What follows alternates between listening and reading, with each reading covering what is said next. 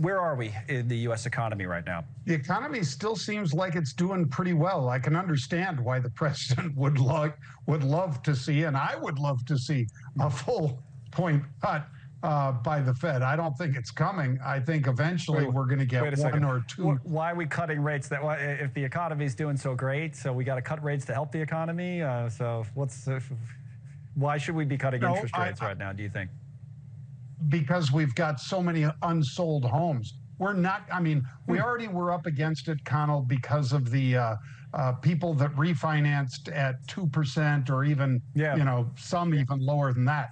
They can't move out of those homes because they can't take the mortgage with them. So a lot of homes are stacking up pretty seriously right now. They're unaffordable for most Americans. That's a huge problem. But wouldn't we be dealing with inflation again, like go crazy or back through the roof if that happened, you know? Well, I don't think a quarter point cut would signal that the Fed was so willing to just give away free money like we were doing in 2020 and 2021, and then holding those rates at zero as long as they did. I think when you look at the construction industry, it is the largest employer in America. When you look at all of the different levers that they pull, everything from the Home Depots and Menards and Lowe's to the people swinging hammers and so forth on job sites.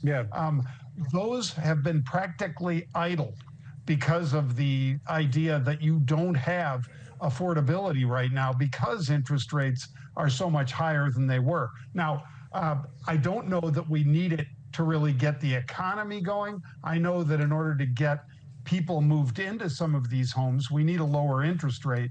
And that, I think, is what the president, who's so versed in real estate, is probably looking at. Not the actual job market, but people moving into homes and all the things that move because of that.